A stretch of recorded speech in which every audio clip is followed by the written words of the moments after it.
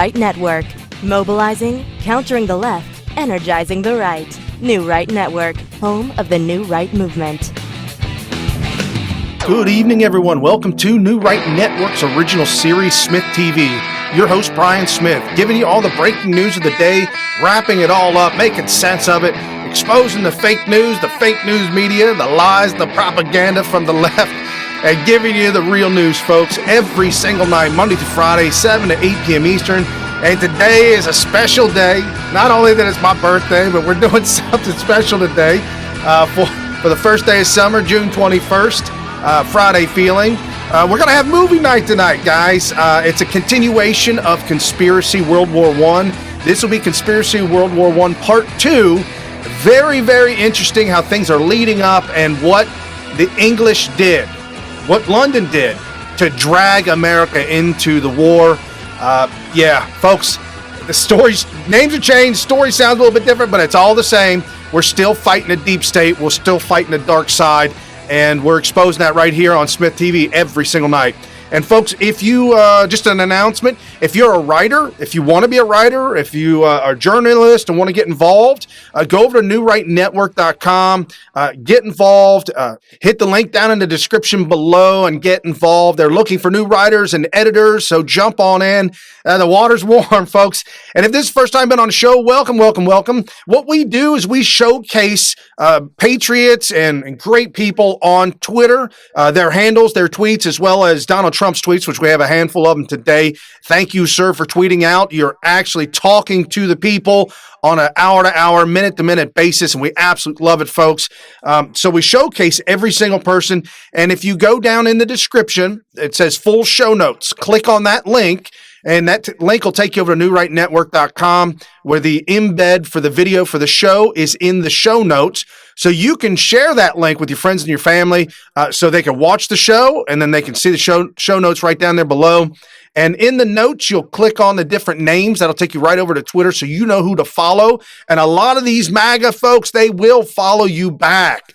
A lot of them say follow back. And if you look at the number of people they're following versus the people that are following them, if the numbers are quite even, that means that they're really taking care of their account and they will follow you back. It's a great way to help build your following on Twitter and staying plugged in with these folks and making comments back and forth, and people get to notice who you are. And so we got a couple of things that we're going to talk about today before we get to the movie. It's fantastic. It's only 35 minutes long, but it's a documentary of what had transpired and those that conspired together to actually create World War I, to make that happen.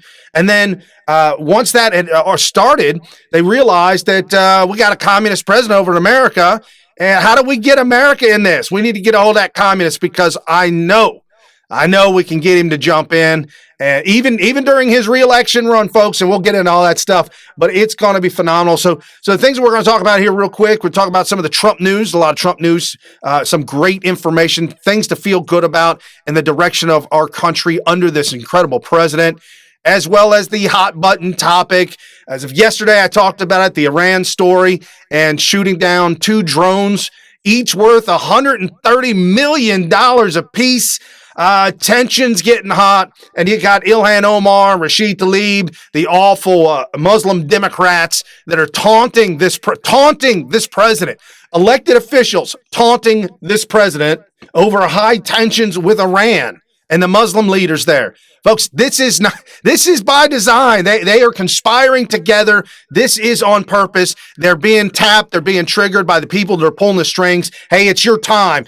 Do this, do this, do this now. Folks, this is not good. We've seen this story. We've seen it before, and we're seeing it play out. And the movie we get to here in a few minutes, you're going to notice these deep staters, these dark individuals, the ones that live in the dark side, if you will, that are okay with murdering millions and millions of people just so that they can gain power and money. This is what we continue to fight. We've been fighting this since 1776, folks. It's no different to this day. World War I, it came. We had to fight it. I mean, when I say we, I mean you and me as patriots, now woke, with technology at our fingertips, people doing incredible documentaries, and people like Tom Fitton sinking out documents through Freedom of Information Act, documents obtaining from different governments, WikiLeaks fighting the good cause. Thank you, folks, for doing everything that you do. And then we bring it right here to you on the show, folks, so that we can expose and you can then get this out to your friends and your family. We do a whole wrap up of a bunch of people doing a lot of stuff all at the same time. And if you got ADD, that's cool. So do I. We kind of hit it pretty hard back to back to back. And let's jump into it. And we'll get into Donald Trump news real quick. This tweeted out by President Donald Trump at Real Donald Trump. Since Election Day 2016, stocks up almost 50%. Stocks gained $9.2 trillion in value and more than 5 million new jobs added to the economy. At Lou Dobbs, if our opponent had won, there would have been a market crash, plain and simple. And then he tags Tucker Carlson, Sean Hannity, and Laura Ingraham in that. He tweeted this out yesterday morning. S&P opens at record high. This was 7 o'clock in the morning. And then later on in the afternoon, he retweets out S&P closes at record high. This is absolutely incredible. Thank you, sir. Nobody's talking about the great news that this administration is having an effect on the economy, deregulation, lower taxes. And again, I've been talking about this all week long. Donald Trump putting into play a new insurance bill for employers and employees, and these small businesses with 100 employees or less are now going to be able to benefit from the incredible moves that this president is making. Thank you, sir, very much. And one thing that I think is phenomenal, because I've gone from job to job, it is such an awful pain in the butt to either move from one job to another, or if your company changes policies from one year to the next, you got to go out and find another doctor. You got to go out and do the legwork. It really is a hassle, especially if you have to do that on a regular basis. New rules are going to allow you to take your insurance from one company to another company and keep your doctor. What? If you like your doctor, you can keep your doctor. What? That was Obama. No, that was Donald Trump. That's not Obama. That's Donald Trump. If you like your doctor, you now can keep your doctor. Phenomenal, sir. Thank you so much for doing everything that you do to make America better. And I don't know if you heard about this breaking news, guys, but this is huge. This is big beyond big. We have a bunch of states now banding together to ban abortion, period, to stop partial birth abortion, to stop abortion at the day of birth, to stop abortion 100%. And now we have breaking news. Court rules President Trump can defund Planned Parenthood.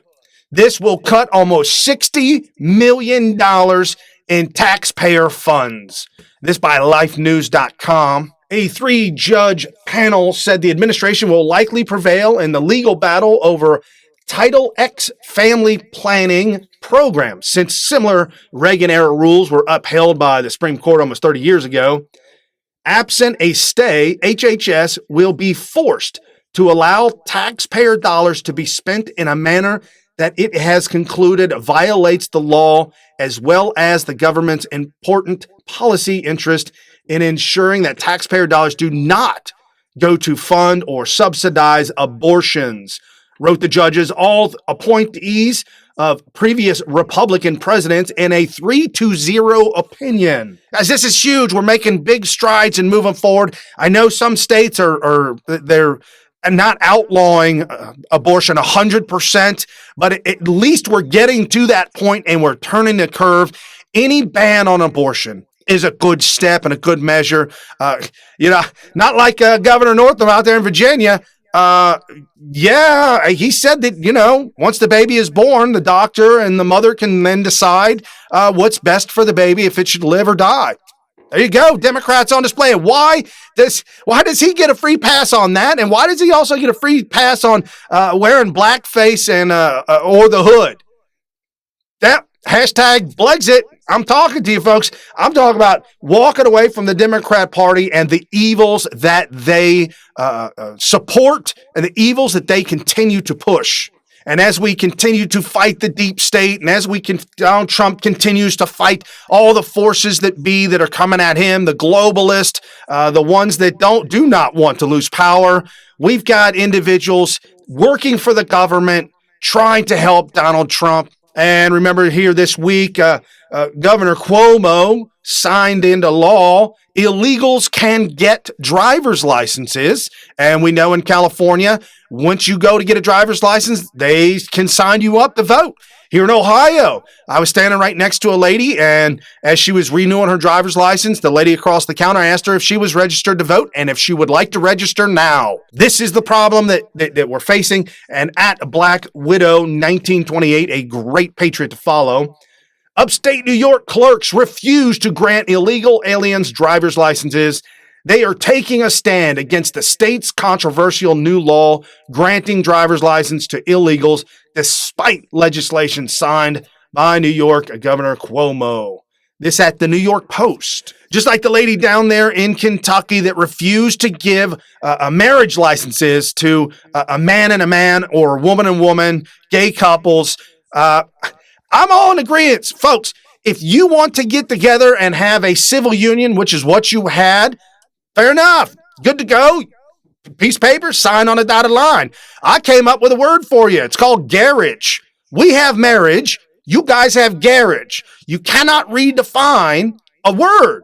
You just cannot redefine it, because once you redefine that word, liberals, then you change law, you change legislation, you change contracts. Things are changed when you change definitions of words. And the Supreme Court ruling that marriage does apply to a man and a woman and a woman is absolutely wrong, because one, they redefined a word, and two, they legislated from the bench. And this at Ferry Q15, speaking about illegals, and Democrats not helping, a helping hand from the Mexican Airlines to send migrants back to their own countries for $1. This news18.com. Donald Trump is correct. Mexico and now a Mexican Airlines doing more to help America and illegal immigrants than the entire Democrat Party in total.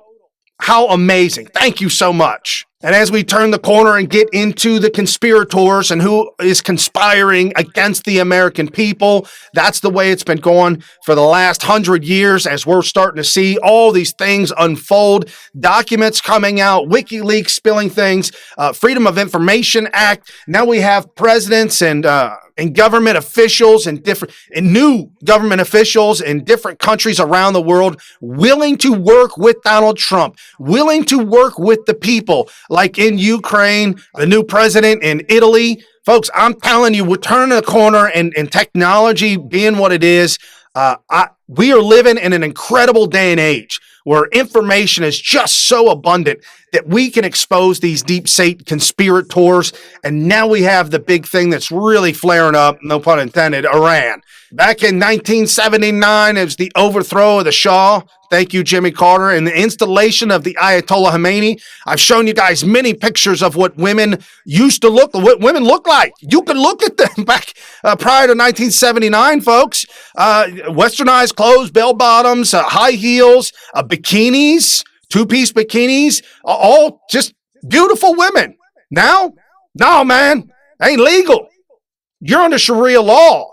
See, this is the problem, and just as the problem with Venezuela falling apart, and we can put that on display, socialism, reckon it, communism, reckon it, and Islam, reckon it. All three of them, same thing, obtaining one goal: to enslave the citizenry. And we have Donald Trump tweeting out once again, President Obama made a desperate and terrible deal with Iran, gave them $150 billion in cash, plus $1.8 billion in cash. Iran was a big trouble, and he bailed them out, gave them a free path to nuclear weapons, and soon. Instead of saying thank you, Iran yelled, "Death to America." I terminated the deal, which was not even ratified by Congress, and imposed strong sanctions. They are a much weakened nation today than at the beginning of my presidency, when they were causing major problems throughout the Middle East. Now they are bust. On Monday, they shot down an unmanned drone flying in international waters. We were cocked and loaded to retaliate last night on 3 different sites when I asked, how many will die? 150, sir, was the answer from a general. 10 minutes before the strike, I stopped it, not proportionate to shooting down an unmanned drone. I am in no hurry. Our military is rebuilt, new, and ready to go. By far the best in the world. Sanctions are biting, and more added last night. Iran can never have nuclear weapons, not against the U.S. and not against the people of the world. You're never going to see a president like this ever again. In your lifetime, your kids' lifetime, your children's lifetime, your grandchildren, and great-great-grandchildren's lifetime, never again. The rockets that we were going to launch, possibly, collateral damage of 150 people. No, not worth one drone. Not worth $130 million. I agree, sir. 100% I agree. Thank you, Donald Trump, for making that leadership and that wise decision at the last moment. Folks, retaliating like this is what they want. Retaliating like this is what Omar wants, what Ilhan wants, AOC. The Democrats want Donald Trump to get into a war. They desperately need to wreck his presidency. The economy's booming. People are happy.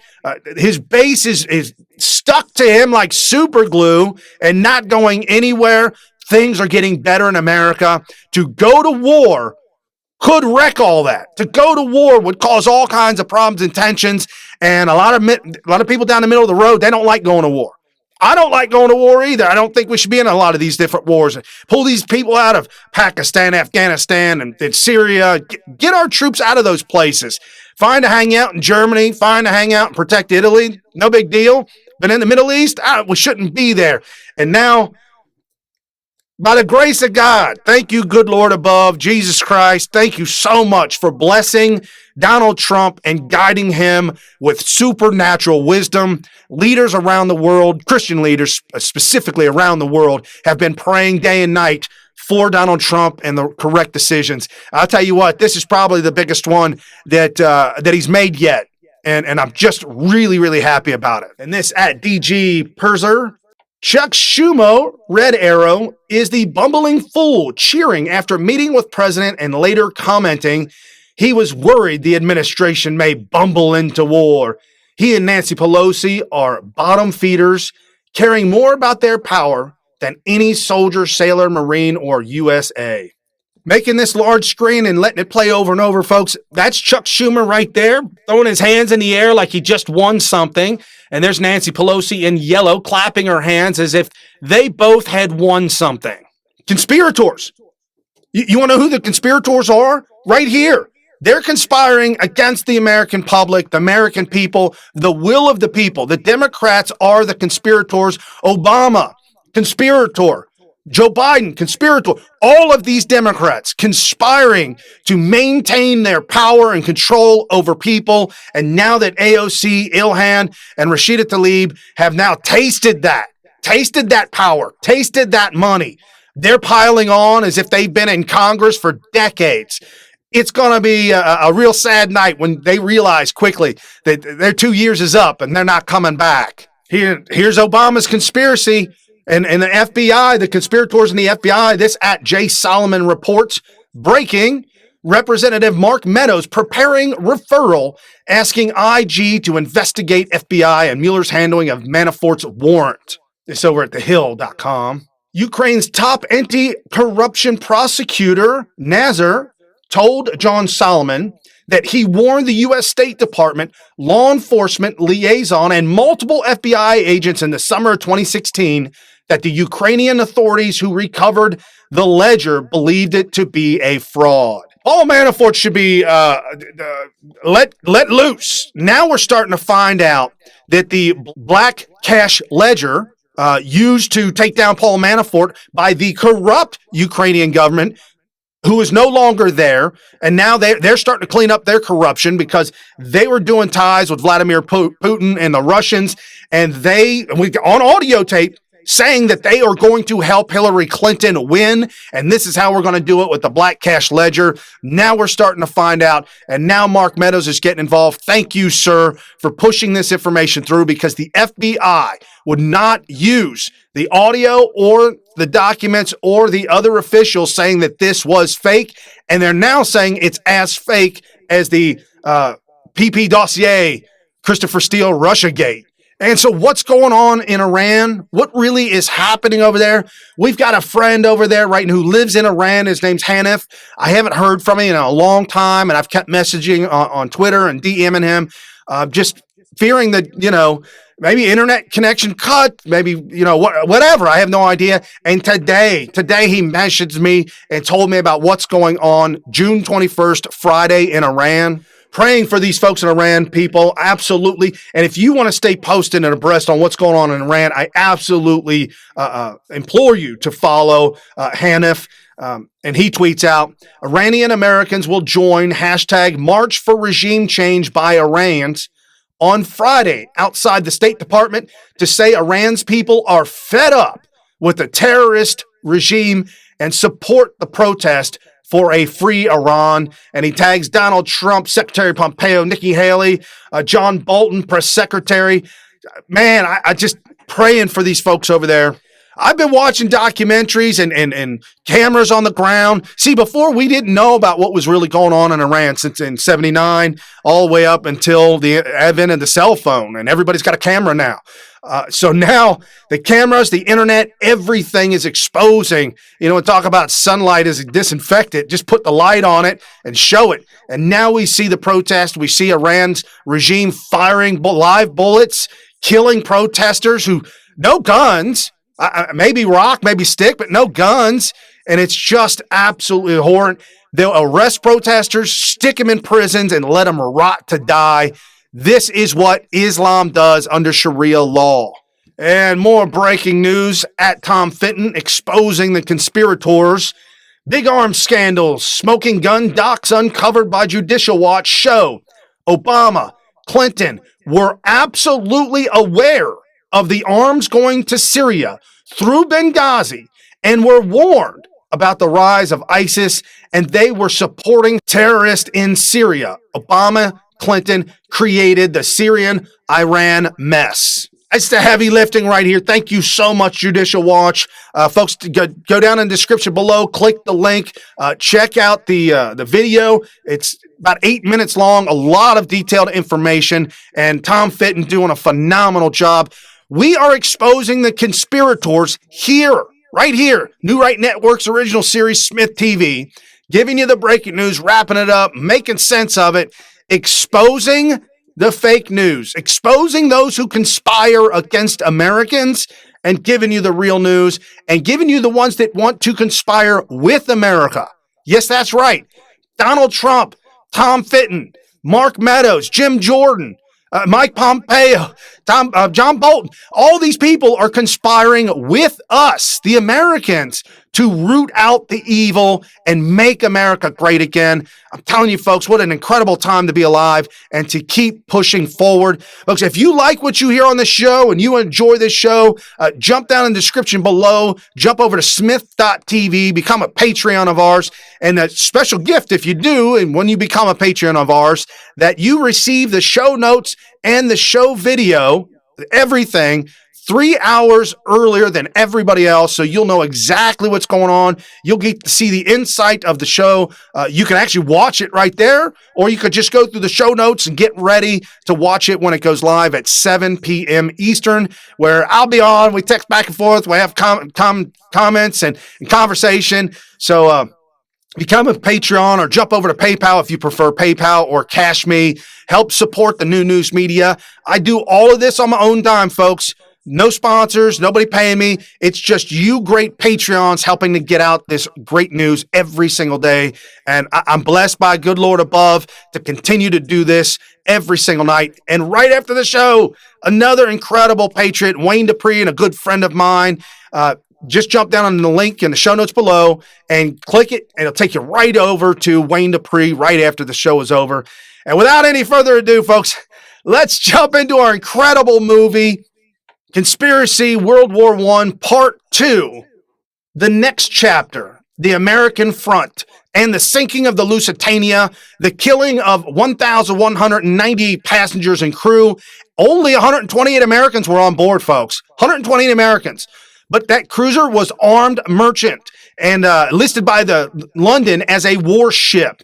And in 2019, 99 years later, government documents have surfaced and have confirmed that she was carrying millions and millions of munitions, and Germany had all the right to shoot that down.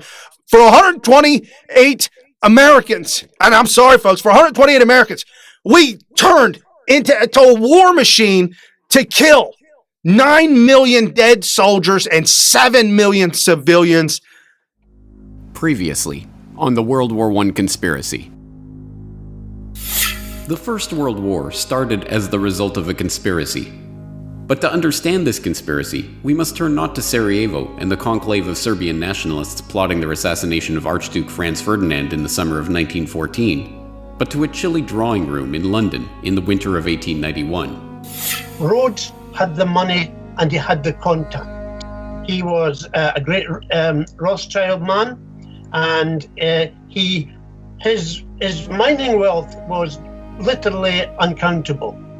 The will contains the goal, and then by the time he dies in 1902, there's funding, there's a plan, there's an agenda, there's working groups. The only thing feasible to carry out this idea is a secret society gradually absorbing the wealth of the world. And they thought if they could hook in with that alliance, then they had the possibility of defeating Germany quickly and without too much trouble. And that is basically what they did. It is to this clique, not to the doings of any conspiracy in Sarajevo, that we can attribute the real origins of the First World War, with the 9 million dead soldiers and 7 million dead civilians that lay piled in its wake. But for this cabal, 1914 was just the start of the story.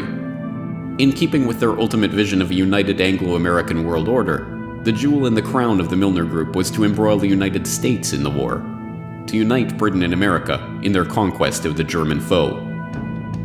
Across the Atlantic, the next chapter in this hidden history was just getting underway. And now, part 2 of the World War I conspiracy.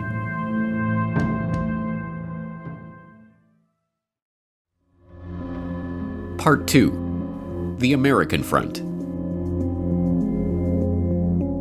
May 7th, 1915. Colonel Edward Mandell House is on his way to meet with King George V, who ascended to the throne after Edward VII's death in 1910. Accompanying him is Edward Grey, British Foreign Secretary and acolyte of the Milner Group. The two speak of the probability of an ocean liner being sunk, and House informs Grey that, if this were done, a flame of indignation would sweep across America, which would in itself probably carry us into the war. An hour later, at Buckingham Palace, King George V inquires about an even more specific event. We fell to talking, strangely enough, of the probability of Germany sinking a transatlantic liner. He said, suppose they should sink the Lusitania with American passengers on board. And, by a remarkable coincidence, at 2 o'clock that afternoon, just hours after these conversations took place, that is precisely what happened.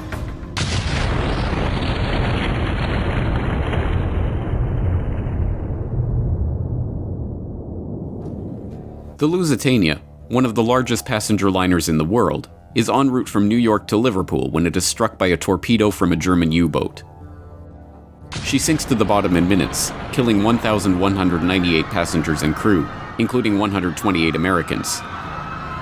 The disaster, portrayed as a brazen, unexpected attack on an innocent passenger liner, helps to shift public opinion about the war in the US. To the average American, the war suddenly doesn't feel like a strictly European concern. Every aspect of the story was, as we now know, a deception. The Lusitania was not an innocent passenger liner, but an armed merchant cruiser officially listed by the British Admiralty as an auxiliary warship. It was outfitted with extra armor, designed to carry 12 6-inch guns, and equipped with shell racks for holding ammunition. On its transatlantic voyage, the ship was carrying war material, specifically more than 4 million .303 rifle bullets and tons of munitions including shells, powder, fuses, and gun cotton in unrefrigerated cargo holds that were dubiously marked cheese, butter, and oysters. This secret manifest was officially denied by the British government for generation after generation, but in 2014, a full 99 years after the event, internal government documents were finally released in which the government admitted the deception. And, most remarkably of all, by Edward Mandell House's own account, both Edward Grey and King George V himself were discussing the sinking of the Lusitania just hours before the event took place. It's a story that provides a window into the secret society's years-long campaign to draw the United States into World War I. But in order to understand this story, we have to meet Edward Mandell House and the other Milner Group co-conspirators in America. Strange as it might seem, there were no shortage of such co-conspirators in the US. Some, like the members of the influential Pilgrim Society, founded in 1902 for the encouragement of Anglo-American good fellowship, shared Rhodes's vision of a united Anglo-American world empire. Others were simply lured by the promise of money. But whatever their motivation, those sympathetic to the cause of the Round Table included some of the wealthiest and most powerful people in the United States at the time. Many of these figures were to be found at the heart of Wall Street, in the banking and financial institutions revolving around J.P. Morgan and Company. John Pierpont Morgan, or Pierpont as he preferred to be called, was the nucleus of turn-of-the-century America's banking sector. Getting his start in London in 1857 at his father's merchant banking firm, the young Pierpont returned to New York in 1858 and embarked on one of the most remarkable careers in the history of the world. Making his money financing the American robber barons of the late 19th century, from Vanderbilt's railroads to Adolph Simon Ox's purchase of the New York Times to the buyout of Carnegie Steel, Morgan amassed a financial empire that, by the 1890s, wielded more power than the United States Treasury itself. He teamed up with his close allies, the House of Rothschild, to bail out the US government during a gold shortage in 1895 and ease the Panic of 1907, which he helped to precipitate by locking 120 of the country's most prestigious bankers in his library and forcing them to reach a deal on a $25 million loan to keep the banking system afloat. As we saw in Century of Enslavement, the history of the Federal Reserve, Morgan and his associates were only too happy to use the banking crises they helped to create to galvanize public opinion toward the creation of a central bank. So long as that central bank was owned and directed by Wall Street, of course. But their initial plan, the Aldrich Plan, was immediately recognized as a Wall Street ploy. Morgan and his fellow bankers were going to have to find a suitable cover to get their act through Congress, including, preferably, a president with sufficient progressive cover to give the new Federal Reserve Act an air of legitimacy. And they found their ideal candidate in the politically unknown president of Princeton University, Woodrow Wilson, a man who they were about to rocket straight into the White House with the help of their point man and Round Table co-conspirator, Edward Mandell House. The election of Woodrow Wilson once again shows how power operates behind the scenes to subvert the popular vote and the will of the public. Knowing that the stuffy and politically unknown Wilson would have little chance of being elected over the more popular and affable William Howard Taft, Morgan and his banking allies bankrolled Teddy Roosevelt on a third-party ticket to split the Republican vote. The strategy worked, and the banker's real choice, Woodrow Wilson, came to power with just 42% of the popular vote. With Wilson in office and Colonel House directing his actions, Morgan and his conspirators got their wish. 1913 saw the passage of both the Federal Income Tax and the Federal Reserve Act, thus consolidating Wall Street's control over the economy. World War I, brewing in Europe just 8 months after the creation of the Federal Reserve, was to be the first full test of that power. But difficult as it had been for the Round Table to coax the British Empire out of its splendid isolation from the continent and into the web of alliances that precipitated the war, it would be that much harder for their American fellow travelers to coax the United States out of its own isolationist stance. Although the Spanish-American War had seen the advent of American imperialism, the thought of the US getting involved in that European war was still far from the minds of the average American. A 1914 editorial from the New York Sun captures the sentiment of most of America at the time of the outbreak of the war in Europe. There is nothing reasonable in such a war as that for which Europe has been making ready, and it would be folly for this country to sacrifice itself to the frenzy of dynastic policies and the clash of ancient hatreds which is urging the old world to its destruction. The Sun was by no means unique in its assessment. A vote taken among 367 newspapers throughout the United States in November of 1914 found just 105 pro-Ally and 20 pro-German papers, with the vast majority, 242 of them, remaining firmly neutral and recommending that Uncle Sam stay out of the conflict. Once again, just as they did in Britain, the cabal was going to have to leverage its control of the press and key governmental positions to begin to shape public perception and instill pro-war sentiment. And once again, the full resources of these motivated co-conspirators were brought to bear on the task. One of the first shells in this barrage of propaganda to penetrate the American consciousness was the rape of Belgium, a catalogue of scarcely believable atrocities allegedly committed by the German forces in their invasion and occupation of Belgium at the start of the war. In a manner that was to become the norm in 20th century propaganda, the stories had a kernel of truth. There is no doubt that there were atrocities committed and civilians murdered by German forces in Belgium.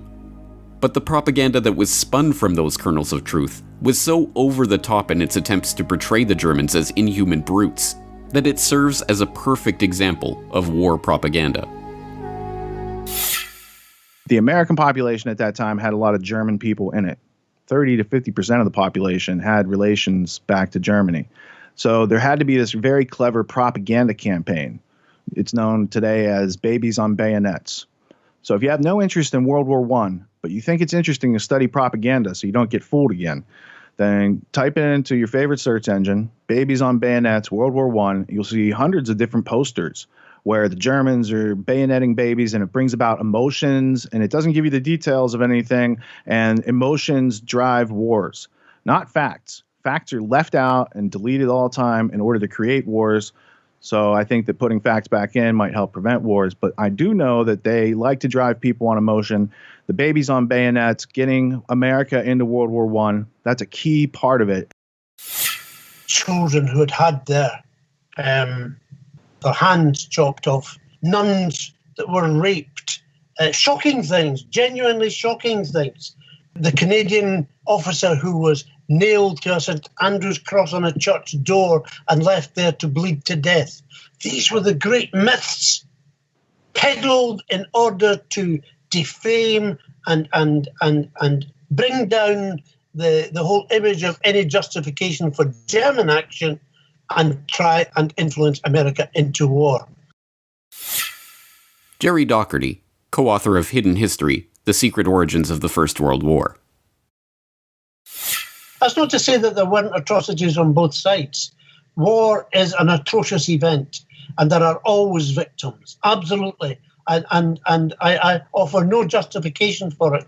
But the lies, the unnecessary abuse of propaganda, even when in Britain they decided that they would put together the definitive volume of evidence to present it to the world, the person they asked to do this just so happened to have been former British ambassador to the United States and a man called Bryce, who was very well liked in the States. And his evidence was published and put forward, and there were screeds of stories after stories. The campaign had its intended effect. Horrified by the stories emerging from Belgium, stories picked up and amplified by the members of the Round Table in the British press, including the influential Times and the lurid Daily Mail, run by Milner ally Lord Northcliffe, American public opinion began to shift away from viewing the war as a European squabble about an assassinated Archduke, and toward viewing the war as a struggle against the evil Germans and their sins against civilization.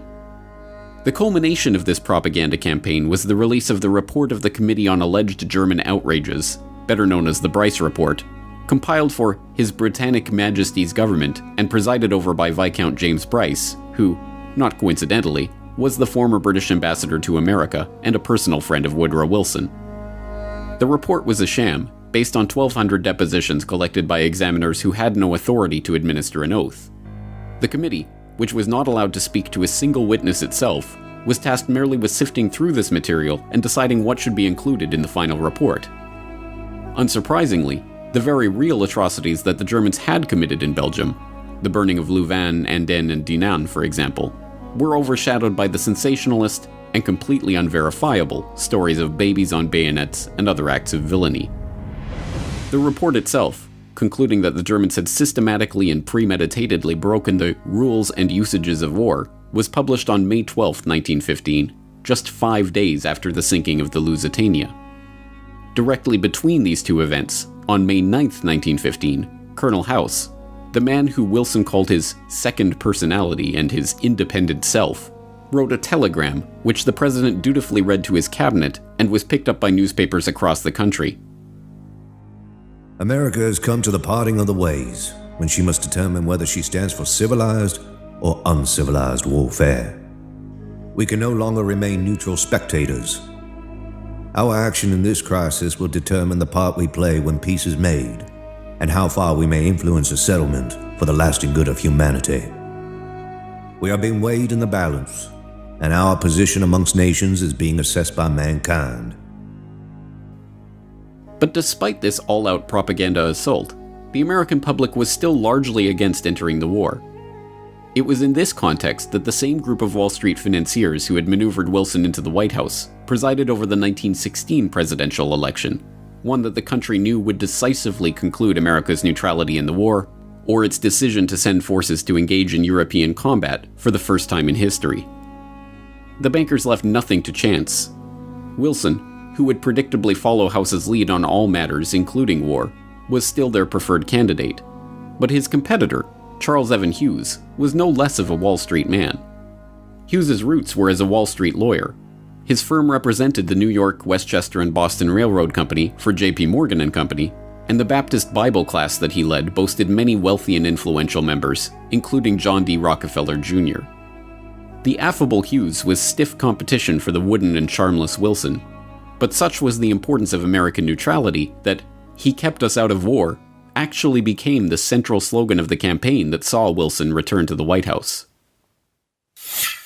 And then, of course, came the famous election of 1916. Wilson wasn't popular, but Wilson simply, he had no kind of public persona which warmed people. On the contrary, he was a cold fish. He had dubious links with several of those who were powerful in Wall Street. But his propaganda for re-election was, he kept us out of war. Here was a man, vote for Wilson, he kept us out of war. An inherent promise that he would continue to keep America out of war. And in fact, of course, within months, America was thrown into the war by its own government. He kept us out of war. But just as in the British election of 1906, which saw the British public overwhelmingly voting for Henry Campbell Bannerman's Liberal Party and their platform of peace, only to get the Milnerites in the cabinet entering secret agreements to bring about war, so too was the American public duped at the ballot box in 1916.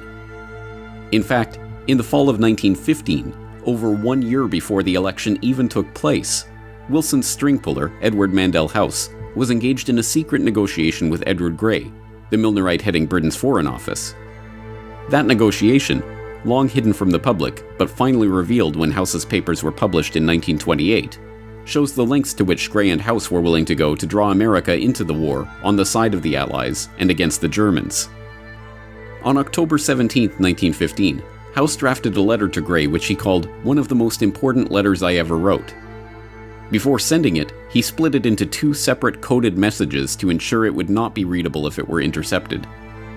In it, he laid out a plan to steer the US into war with Germany under the false pretense of a peace conference. Dear Sir Edward, in my opinion, it would be a worldwide calamity if the war should continue to a point where the Allies could not, with the aid of the United States, bring about a peace along the lines you and I have so often discussed. It is in my mind that, after conferring with your government, I should proceed to Berlin and tell them that it was the President's purpose to intervene and stop this destructive war, provided the weight of the United States thrown on the side that accepted our proposal could do it. I would not let Berlin know, of course, of any understanding had with the Allies, but would rather lead them to think our proposal would be rejected by the Allies. This might induce Berlin to accept the proposal, but if they do not do so, it would nevertheless be the purpose to intervene. Perhaps realizing the gravity of what was being proposed, Woodrow Wilson, the man who would later be elected for his ability to keep America out of war, merely added the word probably to House's assurance that America would join the war. The negotiations for this plan continued throughout the fall of 1915 and winter of 1916. In the end, the British government balked at the proposal because the thought that the Germans might actually accept peace, even a peace of disarmament brokered by the US, was not enough. They wanted to crush Germany completely, and nothing less than total defeat would be sufficient. Another pretense would have to be manufactured to embroil the US in the war. When, on the morning of May 7, 1915, House assured Grey and King George that the sinking of the Lusitania would cause a flame of indignation to sweep across America, he was correct. When he said it would probably carry us into war, he was mistaken. But in the end, it was the naval issue that eventually became the pretext for America's entry into war. The history books of the period, following the familiar pattern of downplaying Allied provocations and focusing only on the German reactions, highlight the German policy of unrestricted submarine warfare which led to the downing of the Lusitania. The practice, which called for German U-boats to attack merchant ships on sight, was in contravention of the international rules of the sea at the time and was widely abhorred as barbaric. But the policy was not instituted out of any insane bloodlust on the part of the Kaiser. It was in response to Britain's own policy of breaking international rules of the sea. At the outbreak of war in 1914, the British had used their position of naval superiority to begin a blockade of Germany. That campaign, described as one of the largest and most complex undertakings attempted by either side during the First World War, involved the declaration of the whole of the North Sea as a war zone. As a so-called distant blockade, involving the indiscriminate mining of an entire region of the high seas, the practice was in direct violation of the Declaration of Paris of 1856. The indiscriminate nature of the blockade, declaring the most basic of supplies like cotton and even food itself to be contraband, was a violation of the Declaration of London of 1909. More to the point, as an attempt to starve an entire country into submission, it was a crime against humanity. Eventually reduced to a starvation diet of 1,000 calories per day, tuberculosis, rickets, edema, and other maladies began to prey at those Germans who did not succumb to hunger. By the end of the war, the National Health Office in Berlin calculated that 763,000 people had died as a direct result of the blockade. Perversely, the blockade did not end with the war. In fact, with Germany's Baltic coast now effectively added to the blockade, the starvation actually continued and even intensified into 1919. Faced with protestations from the Austrian ambassador about the illegality of the British blockade, Colonel House, now America's de facto president, merely observed, "He forgets to add that England is not exercising her power in an objectionable way, for it is controlled by a democracy."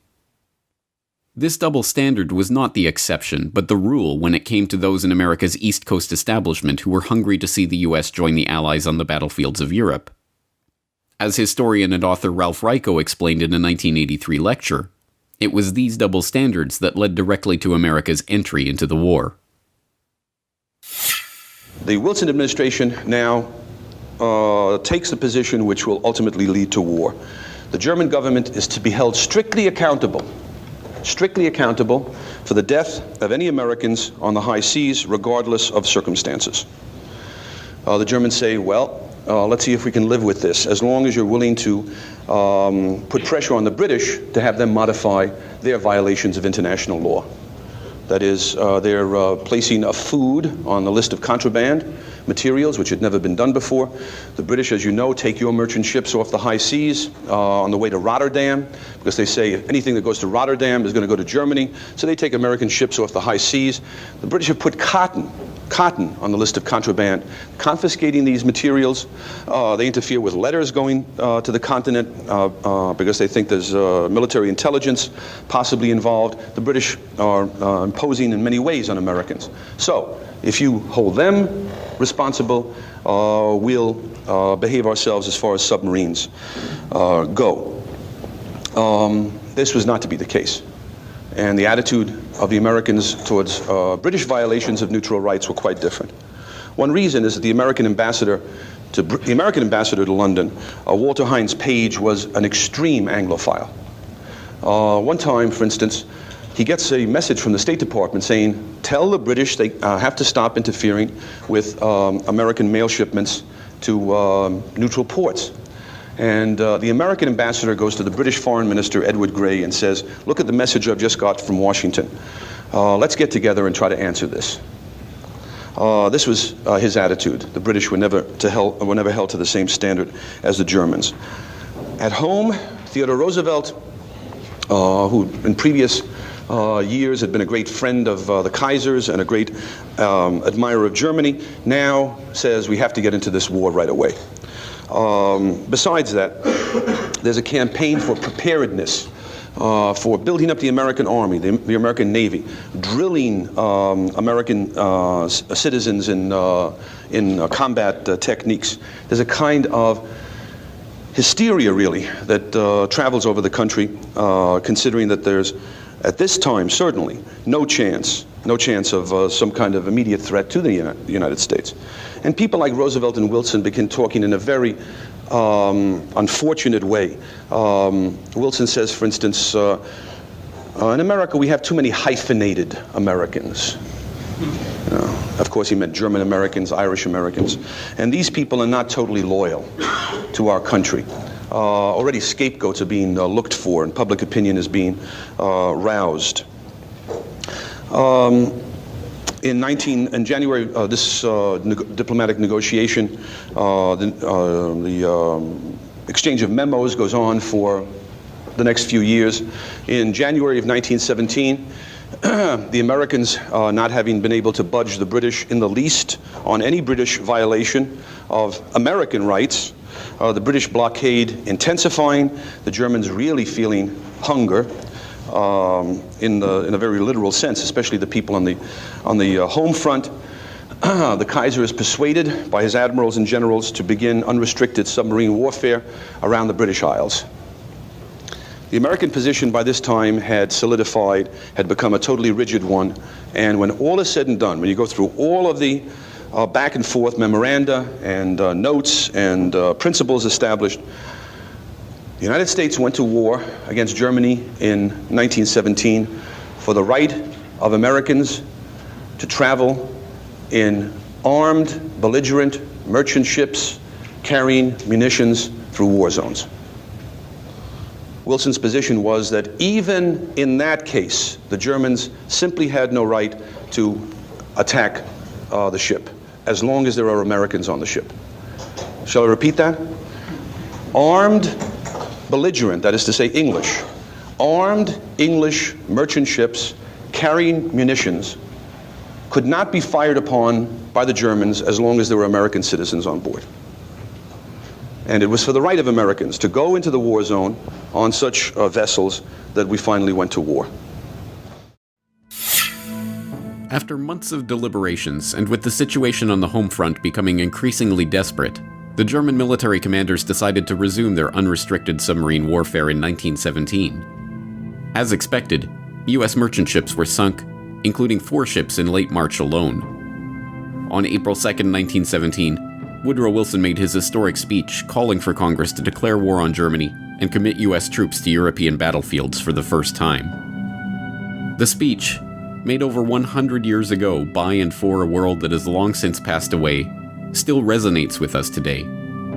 Embedded within it is the rhetoric of warfare that has been employed by president after president, prime minister after prime minister, in country after country, and war after war, right down to the current day.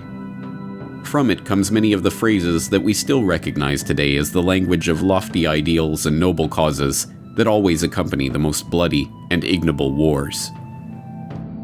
With a profound sense of the solemn and even tragical character of the step I am taking, and of the grave responsibilities which it involves, but in unhesitating obedience to what I deem my constitutional duty, I advise that the Congress declare the recent course of the Imperial German government to be, in fact, nothing less than war against the government and people of the United States, The world must be made safe for democracy.